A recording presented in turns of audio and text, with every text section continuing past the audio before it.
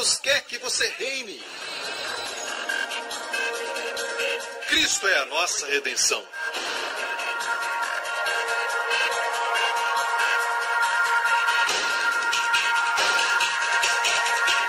Deus é justo e faz o pecador justo.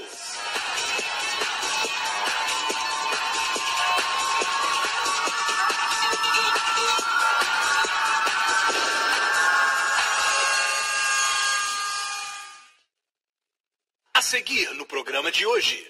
Muitas vezes, quando pregamos, as pessoas veem Jesus no sermão e acreditam nele, então elas são salvas.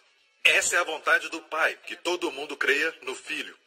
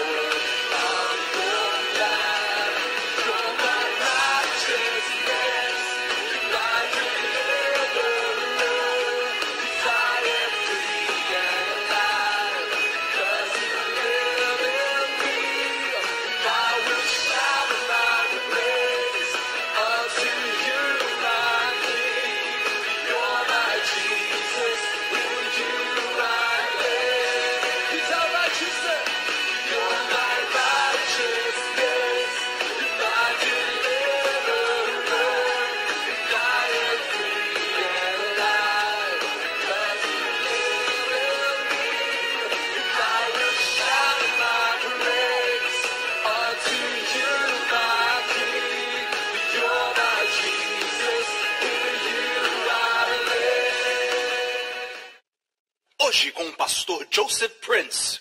Vire para o seu amigo, sorria e diga: alguma coisa boa vai acontecer hoje. Eu creio. Não é um jargão, eu creio. Realmente creio. E algo que eu quero compartilhar, antes de começar essa ministração, é uma palavra que Deus colocou no meu coração, respondendo algumas perguntas antes. A primeira é algo que está voltando, eu já respondi isso muitos anos atrás, está voltando de novo. Algumas pessoas andam por aí dizendo: o Senhor Jesus disse, muitos virão a mim naquele dia, mas primeiramente ele disse, nem todo mundo que me chama Senhor vai entrar no reino dos céus, mas aquele que faz a vontade do meu Pai que está no céu. Vamos ler, ok? Para que não fique só nas minhas palavras. Nem todo que me diz Senhor, Senhor entrará no reino dos céus, mas aquele que faz a vontade de meu Pai que está nos céus. Então a ideia que essas pessoas querem passar é que não é só porque você chama Jesus de Senhor, você vai entrar no céu. Não quer dizer que você é salvo. E aqui nós estamos em frente a um precipício. Porque se justificação pela fé não é o evangelho, se a graça não é o evangelho. E se Jesus disse, eu dou às minhas ovelhas vida eterna, João 10, e elas nunca perecerão, e se aqui diz, as pessoas que chamam o Senhor, Senhor, ainda podem perder salvação, ok? Devemos estudar um pouquinho mais. Lembra o que ele diz? Nem todo que me diz Senhor, Senhor entrará no reino dos céus, mas aquele que faz a vontade do meu Pai que está nos céus. Muitos me dirão naquele dia, Senhor, Senhor, não profetizamos nós em teu nome não expulsamos demônios, em teu nome não fizemos muitas maravilhas? E então lhes direi abertamente, nunca vos conheci. Ele não falou, não os conheço. Você mudou muito, eu não o conheço. Não, ele não está falando isso, ele está falando, nunca conheci. O Senhor pode dizer isso de nós? Uma vez que ele nos conheça, somos nascidos de novo, ele nos conhece, e ele pode dizer, nunca te conheci? Então, primeiro e mais importante, você recebeu a resposta, ok? Nunca vos conheci, apartai-vos de mim, vós que praticais a iniquidade. Então, essas são as pessoas que não são salvas, pessoas que não confiaram em Cristo. Mas naquele dia, verso 22, muitos me dirão naquele dia, aqui está a chave. Essa é a chave. Quando Jesus voltar, ok?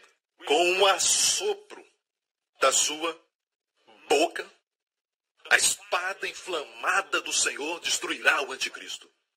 E todo o seu exército será destruído. Seus espíritos lançados no lago de fogo. Ele vai consertar tudo na terra. Amém?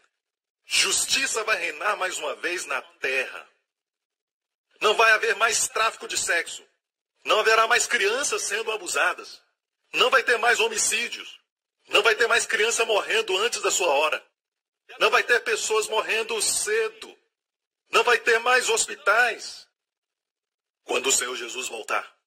Então sempre pensamos naquele humilde cordeiro. O Senhor, quando veio da sua primeira vez, ele veio como cordeiro para morrer pelos nossos pecados. Mas no livro do Apocalipse, ele não está voltando como cordeiro. Ele vai voltar como leão. Ele vai voltar para destruir. Então vocês que são politicamente corretos, vocês não gostam disso e dizem, Jesus é sobre amor e entender as pessoas que são diferentes e têm opiniões diferentes e tudo isso. Deixe-me falar isso. Deus não criou democracia. Deus criou teocracia quando ele fez a terra. A razão por que pecado é pecado porque tem alguém acima de nós. Ele não nos criou para andarmos sozinhos, para fazermos o que quisermos. Não, tudo tem repercussão no universo e afeta uma pessoa, afeta os animais e tudo ao seu redor. Mas o mundo não quer reconhecer Deus, mas ainda precisam do poder de Deus, do amor de Deus, da graça de Deus. Você está me ouvindo? Mas quando ele voltar, todo domínio, todos os impérios, todos os reinos cairão diante daquele que é o centro da criação de Deus. Aquele que Deus amou o mundo de tal maneira que o mandou para morrer pelos nossos pecados. Aquele que poderia deixar-nos perecer e ir para o inferno, todos nós, e criar outras criaturas. Amém? Ele não escolheu fazer assim. Na verdade, para ele criar, ele só tinha que falar, mas para ele redimir, teve que sangrar. Ele escolheu sangrar. Ele veio onde nós estávamos. Vimos isso na semana passada, ele se tornou carne. A semelhança, não a carne de pecado, mas a semelhança da carne de pecado. Não havia nenhum pecado no nosso Senhor Jesus. Ele habitou onde nós habitamos, como Deus fez.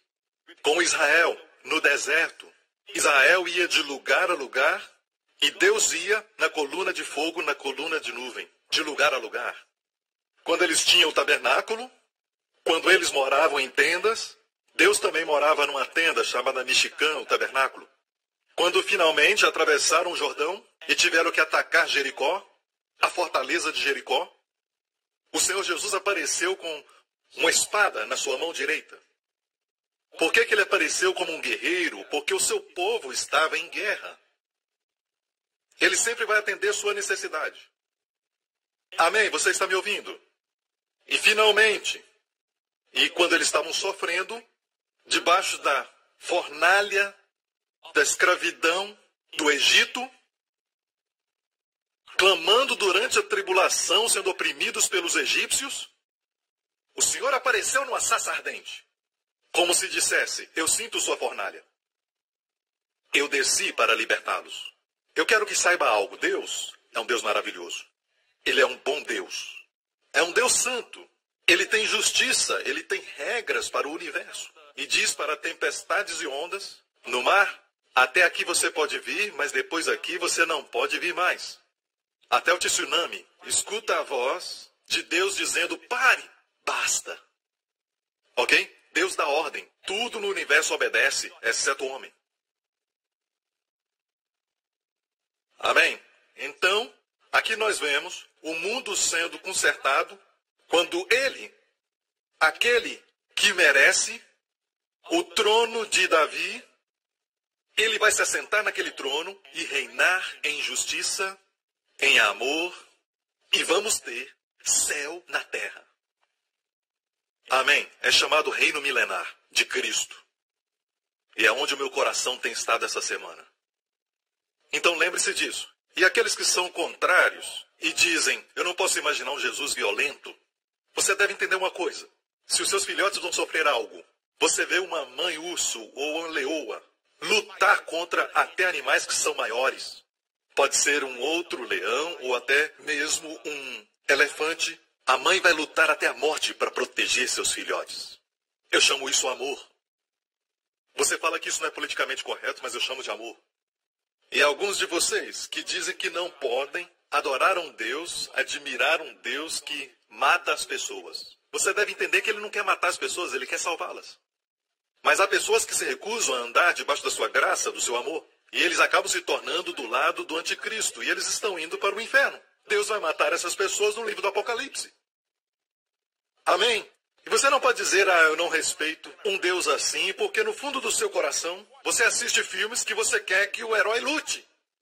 Você vê o herói ver coisas ruins acontecendo, uma garota que vai ser estuprada. Ele vê uma criança pequena sendo torturada. E o herói lá no fundo, e você quer que ele responda, seu hipócrita.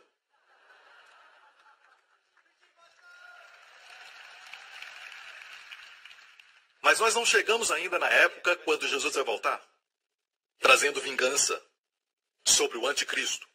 E anos do clamor de todos os mártires.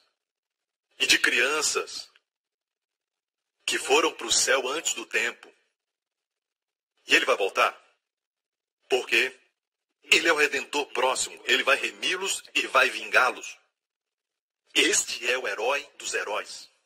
Eu sei que alguns de vocês não podem conciliar Jesus dos Evangelhos e do Apocalipse. Eu posso. Na verdade, é por isso que eu adoro.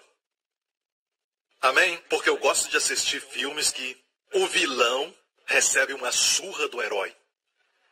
Eu gosto de filmes assim. Eu gosto de filmes onde o vilão está abusando da menina e o herói então vem, amém, fecha a porta e dá uma surra nele. E liberta a menina. Eu gosto de filmes assim. E não minta, você gosta de filmes assim também. E quando vem para a igreja você fica, eu quero que Jesus segure o cordeiro. Não nessa igreja, eu sou um pregador da graça. Eu disse, sou um pregador da graça, você está me ouvindo? E como você explica isso? Muitos virão. A chave é, naquele dia quando Jesus voltar, todo mundo vai entrar em pânico. Quando eles verem que Jesus é aquele, ninguém vai profanar o seu nome nunca mais. E eles virão dizendo, Senhor, Senhor, você acha que o chamarão de Senhor? Naquele dia? É lógico. É lógico, todos os reis do mundo, todos que blasfemaram contra ele, qualquer que seja a sua crença, aqueles que não acreditam na Bíblia, aqueles que não acreditam em Deus, todos eles, quando o verem, dirão, Senhor, Senhor.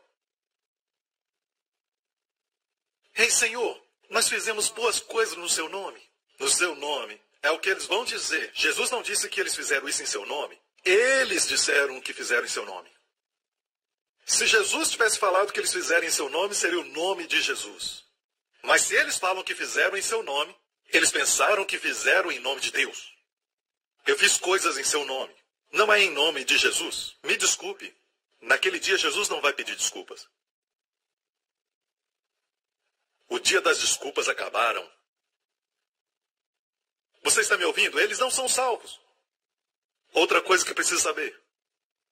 Nem todo que me diz Senhor, Senhor entrará no reino dos céus, mas aquele que faz a vontade de meu Pai que está nos céus. Já vi pessoas se posicionarem no púlpito e dizerem coisas como, nem todo aquele que diz Senhor, Senhor entrará no reino dos céus, mas aquele que faz a vontade do Senhor. Mas nunca dizem qual é a vontade do Pai. Para poder controlar, Se você quer saber a vontade do Pai, continue vindo. Porque agora você pode estar num fundamento que não é tão seguro. Pode perder sua salvação. Nem todo que me diz Senhor, Senhor, as pessoas usam isso para controlar. Mas, se o Evangelho da Graça é verdadeiro, creia no Senhor Jesus e tu serás salvo e toda a sua casa. E como então reconciliar isso? Significa que aquele que faz a vontade do Pai, e qual é a vontade do Pai? Creia em Jesus. Nem todo aquele que diz Senhor, Senhor será salvo naquele dia, mas aquele que faz a vontade. Aqueles que proclamaram Jesus Cristo como seu Senhor e Salvador. Não naquele dia quando eles descobrirem que Ele é Deus. Naquele dia dizendo Senhor, Senhor. Mas agora você o chama Senhor, crê nele com seu coração. Você está fazendo a vontade do Pai. Ok? Prova. João 6,40. Palavras de Jesus. Porquanto a vontade daquele que me enviou é esta, que todo aquele que vê o Filho e crê nele tenha a vida eterna. E eu o ressuscitarei no último dia. Você vê isso? Amém? Qual é a vontade dele? A vontade dele é que todo aquele que vê o Filho, e muitas vezes quando pregamos as pessoas veem Jesus no sermão e acreditam nele, então elas são salvas. Essa é a vontade do Pai, que todo mundo creia no Filho. Qual a vontade do Pai? Que todos creiam no Filho. E cuidado com as pessoas que dizem que a vontade do Pai é suas boas obras, seu comportamento. Se eles fazem isso, eles estão negando o Evangelho de Jesus Cristo. Esse é o espírito do anticristo no púlpito. Não podemos negociar. Quando se fala em pregar o Evangelho de Jesus, é o Evangelho da graça e paz. Amém? Você está comigo? Próxima pergunta que eu quero responder.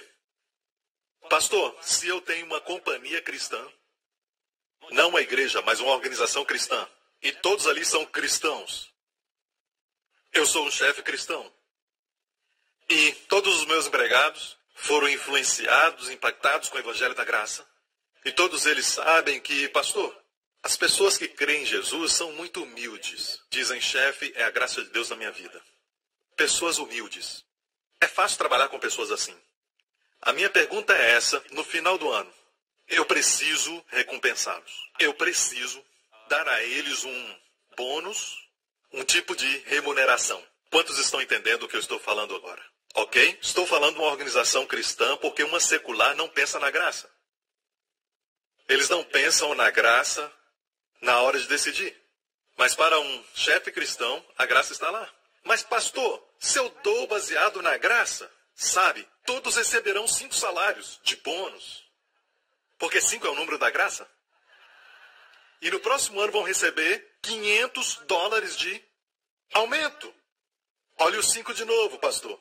É o que eu devo fazer, pastor? É isso que devo fazer, meu amigo? E esse é o tipo de pergunta que ouvimos quando viajamos. Perguntaram para o pastor Mark, quando ele foi para Taiwan na semana passada.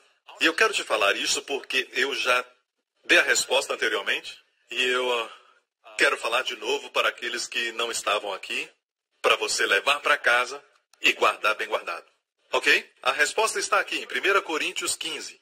Como podemos avaliar as pessoas, os empregados que estão conosco? Mas pela graça de Deus, Paulo está dizendo, sou o que sou. E a sua graça para comigo não foi vã.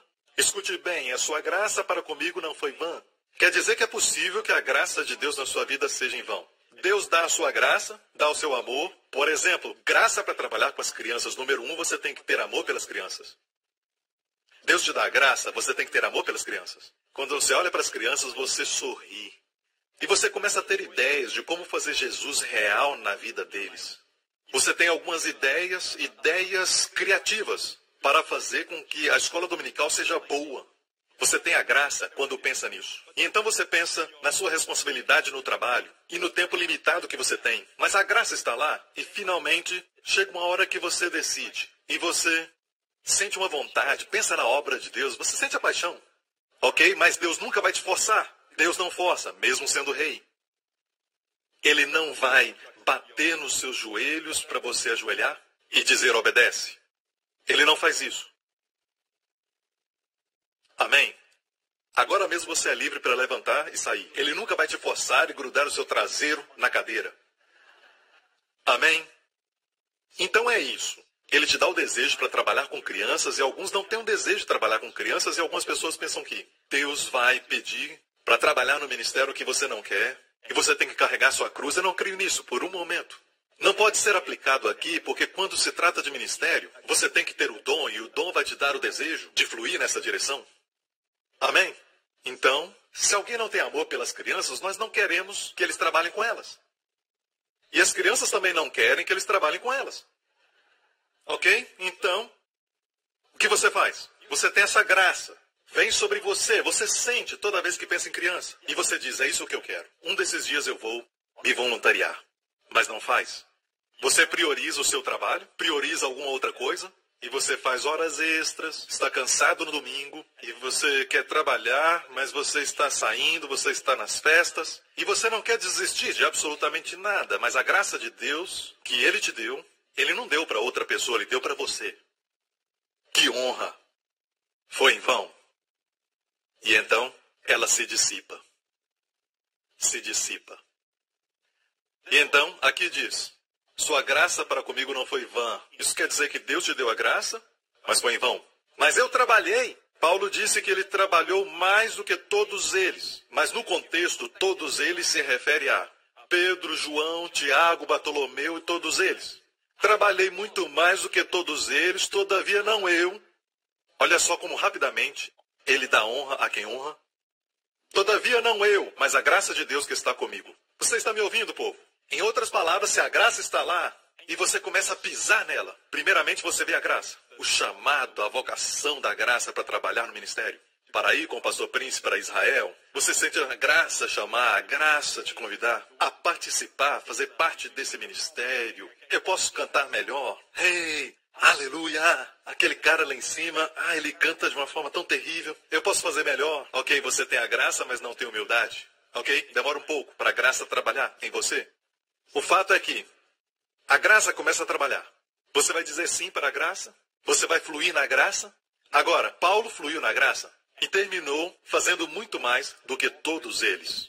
Mas não era ele, mas a graça de Deus que estava com ele. Então, para um chefe, para um empregador, você não pode decidir somente olhando na graça. Você decide baseado no trabalho. Conheça o seu trabalho. Conheça sua obra. O seu desempenho. Te avalio de acordo com o que você produz. Eu te avalio de acordo com aquilo que você produziu. Eu te avalio baseado em resultados. Mas, pastor, isso não é graça. Sim, é a graça. Escute, se você usa a graça, os frutos virão. De fato, isso mostra que quando avalio o seu trabalho, isso me diz que você está usando a graça. Que a graça não foi em vão. Você está me ouvindo? Talvez você comece como recepcionista. E você atende o telefone de tal maneira que você tem ouvidos espirituais para discernir o problema. Você não diz só, o pastor não está aqui, ele vai voltar, e aí você vai e desliga.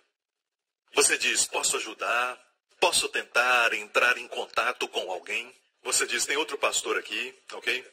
Os chefes veem isso e veem o fluir da graça nessa pessoa, e essa pessoa não vai continuar como recepcionista. Tem nada de errado começar nessa posição. Então os chefes não podem basear somente na graça e dizer que todo mundo recebe 5%. Não, é baseado em trabalho. Como Jesus fala para as igrejas no Apocalipse, eu conheço tuas obras, eu conheço tuas obras. Isso reflete como a graça está sendo usada na sua vida.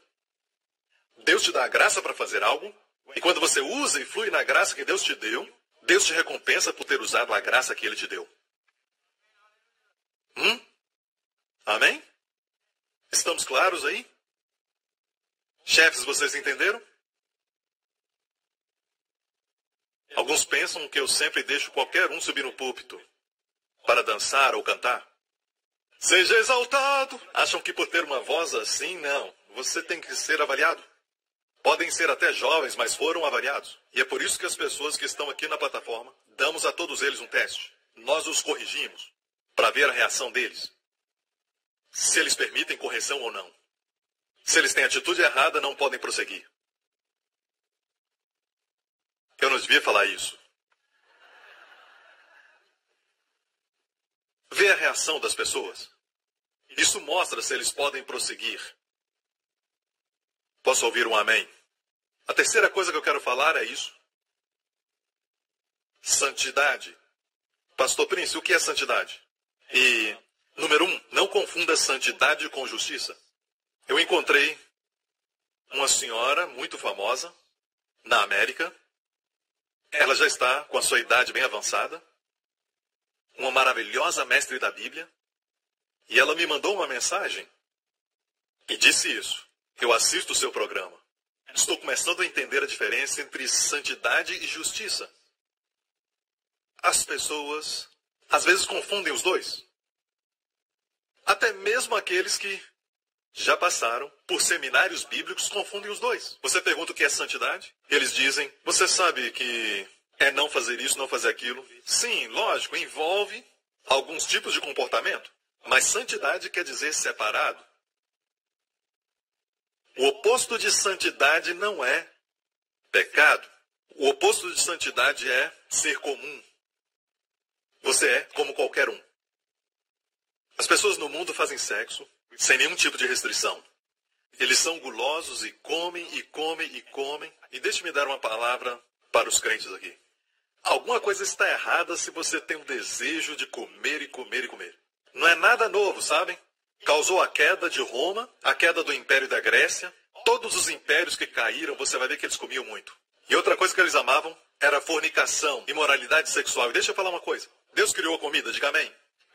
Deus criou o sexo, diga amém. Mas o sexo é algo que Deus quer que façamos dentro das restrições. Às vezes você restringe algo e explode. Quando você não restringe algo, isso se dissipa. Mais uma vez. Às vezes você restringe algo e explode. Mas se você der muito espaço, como um grande estádio, se dissipa. Se usar muitas vezes, se dissipa. Tenha domínio próprio, e quando usar, vai ser explosivo. Quem tem ouvidos, ouça. No primeiro andar, no segundo andar, no terceiro andar.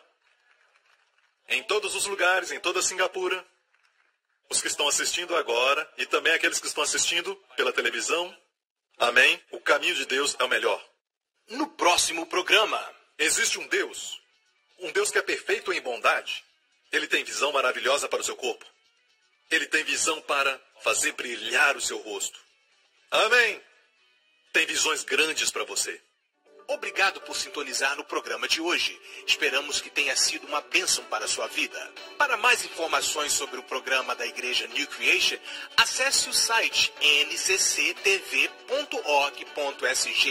Lá você poderá se inscrever para receber um devocional diário do pastor Joseph Prince. Seja incentivado e fortalecido todos os dias e saiba o quanto Deus lhe ama através desses devocionais. Acreditamos que seu dízimo pertence à igreja que você frequenta e oramos para que você seja grandemente abençoado, altamente favorecido e profundamente amado.